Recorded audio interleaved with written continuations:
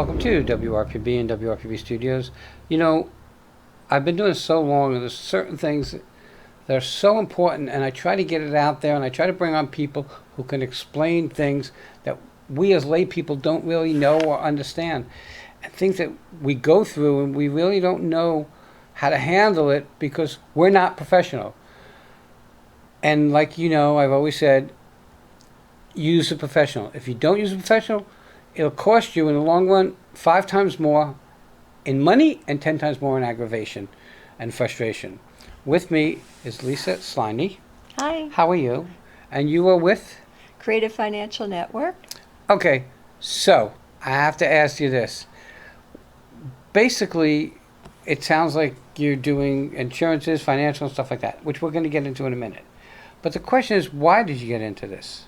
That's a great question. About 10 years ago, I ran retirement communities, Okay. long-term care facilities, and I learned from all the wonderful residents the importance of having protection, not only to help not have you lose your money by paying out of pocket, but to be properly insured so that when something happens, you have the ability to rely on what you bought. And from that time, I had my mom rehab in one of my communities. She had a brain aneurysm and fell and did not have proper insurance, and it came out of pocket, and it was over $150,000 out of pocket to be able to take care of her to help her live. And after going through my long-term care facilities and administrator and so forth, my mom was in the hospital again, and she asked me to change careers and do insurance to help people while they're alive and Right. able to get it, because she and my dad couldn't get it. My father had open heart surgery in 1977. We had to pay out of pocket. And also 5 years later, the second open heart surgery, 1982, he had to have again. So it cost my mom and dad's savings quite a bit of money at the time when they were getting ready to retire. So they kept on working before they moved here to South Florida. But when my mom asked me to go ahead and change, I listened to my mom. I moved here. can't help My parents it. retired. I moved here. I sold my businesses. I This is did. what we do as and good kids. I listened to her, and I said, okay, I'll go back to school. I'll get my license. And I also did my gerontology certification, my master's level. Oh, I wow. got that as well. So I was able to teach long-term care as an adjunct professor at Barry University, and then do the insurance, and I started that in 2016. You know, we were talking prior to getting on the air about long-term care, and my mom had it. She was smart enough to get it, but back then it wasn't like it is today. Right. Okay? Right. You know, we still had a lot of out-of-pocket money because they only covered certain amounts, certain amount of times. Has the industry changed since you've been around it? Tremendously. I also took a long-term care insurance policy 30 years ago, and my friends laughed at me. And Yeah. that's when I became a gerontologist. And I said, I know we're going to all pass away at some point in time. You do not have an expiration date on your foot. No. So you don't get to call those shots. So I took it out at that time, but I have a lifetime benefit. They don't have that anymore. But they have they have the traditional still of long-term care, much more affordable and more tailored to what your finances are and your ability to pay. And they have a hybrid product, which is a life insurance mixed with a long-term care component, but you also get a return of your investment back after 10 or 12 years if you decide, or 20 years if you decide you don't need it. Oh, wow. So it's quite interesting what has happened and morphed, because most of the younger generation after the baby boomers, whether it's Gen Y, X, whatever, they felt they didn't need it. They don't want to spend that kind of money, but you have homeowners insurance, right? You don't hope your home blows away. These are gambles that you hope to lose Well, and never use. I hate to tell you, the majority of us are going to need some Yes, form of help you're right. at some point in time, even if it's just home health. I tore my meniscus. I was in a brace from my thigh to my ankle, and I had fallen, and I also fractured my right arm, and I could not do 2 activities of everyday life. That's the requirement, 2 activities of daily living: bathing, dressing, eating, grooming, toileting, transferring from this chair to a bed. I couldn't do it, so I had home health in my home. It's amazing, but guess what? I needed it. Right. And the scenario is, for all my years, I avoided going to the doctor. Right. Then I get to be old, and I'm on Medicare, and I almost took an Advantage plan, and I was talked out of it to take a supplement, and then I have a stroke. Right. And how blessed I was. To take the supplement. Right. Yes. And I heard you can never get on a good plan after things happen. Getting on a supplement would almost be impossible. And I know from my grandmother, Right. she ended up on Medicaid. Right. And the facilities that she ended up in were horrible. Right. Okay. That has changed as well. Okay. And So in Medicaid, there are some Medicaid beds in the continuing care retirement communities called Right. CCRCs, and I ran several of those. And I had Medicaid beds in an upscale community, $250,000 to buy in Oh, wow. or rent. So I'm a specialist in a lot of areas, so I'm happy to just answer questions and help people, because that's what I do. Right. My husband and I had a date night on Friday night on January 25th, 2019. I was upstairs in my office. I came downstairs. It was really quiet. And I called him and said, let's go ahead and watch our movie. And I walked into his den, and I found him on the floor, and I knew he had a stroke. I happened to love him, so I called 911. And I've been a caregiver the whole time, because he is now with a full-blown stroke. I had 94 days between Encompass Care, which was fabulous, between Jupiter Medical Center, and then at Solaris up in Stewart to help with rehab, and then home health in the home. You know, you guys don't understand, because I didn't understand, how important it is to have these stopgap measures or insurance. Right. Okay? Because out of everything I've done in my 66 years of living, there was nothing more difficult than being a caregiver. Yes. Okay?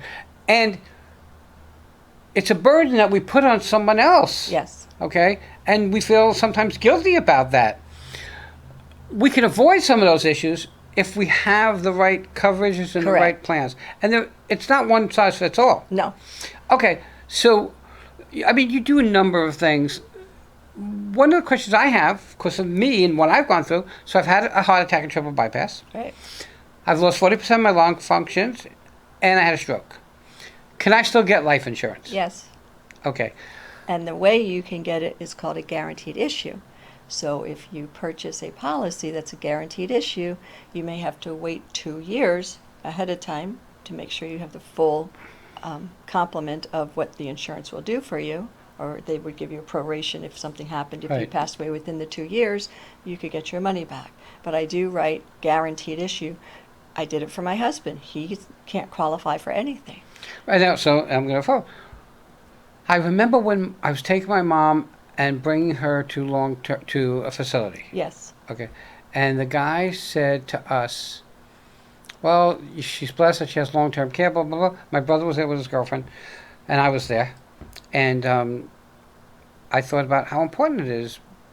But he said, because you lost your lung function, I did have my heart attack by then, I think.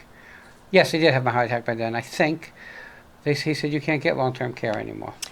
So that is true. You would not qualify for the long-term care component, but there is another way to get you home health at a discounted rate, and I also offer that. And the only requirement is that you can't be on a walker or in a wheelchair, and you meet that requirement. Yes, so far. So, not good. So my point is there are other ways to do things. You just have to have somebody that's knowledgeable to be able to help you. And that's why I dragged you here. Yes. Okay. I help It's- a lot of people affordably in your budget. I'm independent. I don't have to meet any quota, but I work within a budget that you can do and afford and make sense. And there's so many things that you Look. don't realize how important it is to have somebody that says, here's what I need, here's what I want. I want to grow money. I want to retire well.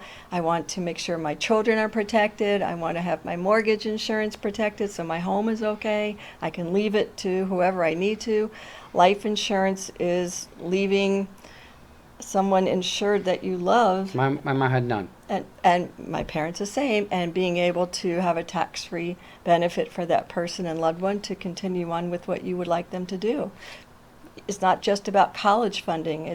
I have a new grandbaby. Oh, So wow. I've made sure, Congratulations. thank you. So I've made sure that her college is done as well, and we can move forward and have a car or a home or be able to live. It's You know, important. Over my years, I've interviewed a lot of people in the insurance industry. And yet, in the last 11 minutes sitting with you, I've learned things that I didn't know. I was like, all right, well, what am I going to do? I can't get life You insurance. can. But- No, okay. you can. Well, And- duh, I didn't know that And not until only that, now. not only that, it's up to $25,000 that you can get, depending on what your cost is, your date of birth. That's it. There's no medical exam, but there's nothing that says you can't buy 4 or 5 or 6 policies or 10. Oh, wow. So I had a cancer patient in one of my buildings. I had already left the company. She had called me and said, "I'm young. I have children at home. How can I get insurance? I was told to call you." And I took care of that for her, and she bought 5 policies. You know, it's interesting because you watch TV and us as Americans, Right. we're sold a bill of goods. Yeah, yeah. Okay, so we're told to take an Advantage plan. Thank God I didn't listen to my brother Right.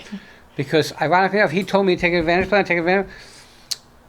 When my mom passed away, because I was her caregiver, he had just gotten to Mexico. I called him up, said, "Mom passed away." So he turned around, flew home. 2 days later, he was in ICU, intubated, on dialysis, in a medically induced coma, on an Advantage plan, which meant that now he has a ton of bills, okay? Yeah. And again, the insurance industry, if you want to tackle the insurance industry on your own, you're totally crazy. Yeah. Because I got some bills which were generated after me being in the hospital, and I was ready to pay them. And then and Gary said, No. "Don't pay them. The insurance company will pay them. Yeah. Give it the time to go through." Right. Who knows these things They without don't. having a professional? They don't. I help my clients very much with that because just now with my husband in the hospital, over 45 days, bills started coming in. I said, "Nope, I'll handle this," and made sure that it went through his Medicare plan because they didn't put it on. Even EMS didn't put on his Medicare numbers, or they didn't have it correctly. So you have to be doing your own due diligence, and it's daunting if Oh. you don't know how to get through them or the system or what have you. I do that for free. I just got. I'm happy to help. I just got a bill for $1,600 and something dollars. Yeah. Now, out of pocket should only be $220 something a year, on the plan that I'm on. Okay? But I got a $1,400 bill, a $1,600 They bill, didn't read your plan a right. $78 bill. Yep. You know, and I'm ready to pay it. But all you have to do is make sure they took the Medicare acceptable. So when you go into the ER Hmm. today, a lot of times you're just under observation until they decide to admit you. If it's before the midnight, you want to make sure that your head is on a pillow, admitted for 3 consecutive nights. So then even after you're in the hospital, you have up to 20 days to go ahead and get rehabilitation in a skilled rehab center, which is also a nursing home, but they also have rehab centers to help you get back to whatever function you can get back to and go home. And They you're couldn't wait to entitled throw to me that. out. But you're entitled to that. Right. So my husband, who just had open heart surgery, I had him go into the rehab unit. I wanted him there for 10 days so he could have proper therapy, speech, OT, occupational therapy, physical therapy, 3 meals a day, and proper watch. Because I couldn't give him that at home. Right. So I wanted 10 days for him to get stronger. I didn't want him to stay the 20 days. And everybody says, "Get me out of here. I want to live." I understand that. So 10 days, got him home, and then I had the therapy done in home. You know, some people, meaning me, who is stupid, because when I had the lung illness, I was in the hospital 28 days. I didn't go to rehab. Now I was a lot younger. I said, I can do it. I'm a guy. We're stupid. Right. So I'm outside walking my dog, and I fall. I have to crawl to a car and use my arms to lift me up because my legs have never been the same since 2010, approximately.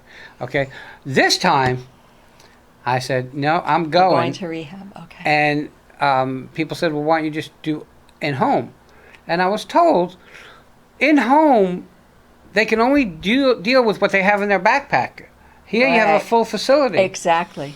And I mean, you have to advocate for yourself. We were talking about this.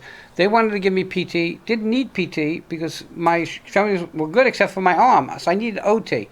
So I wanted them to focus the 3 hours a day on OT. And I did that. And again, I was kind of blessed and very lucky, thank God. And I try to bring that out Right. to people on the air. That's why I bring people like you on. Right. Because I would have never known this stuff. Okay?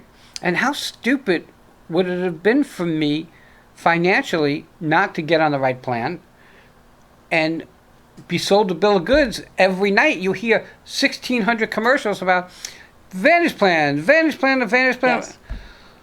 I was ready. It's good for some. Yeah. It's good for some, and it's not good for others. When I'm 90, I'll go on a Vantage Plan because I won't pay my bills anyway. Okay? Well, that's a good way to look at it. But, you know, But right now, you need it. Yeah, oh my gosh. And you're lucky to have it. But again, when you go to the doctors or you go in a hospital, ask if they take Medicare acceptable. So that means you don't have out-of-pocket expenses. That's interesting because who would know these things? They don't. Right.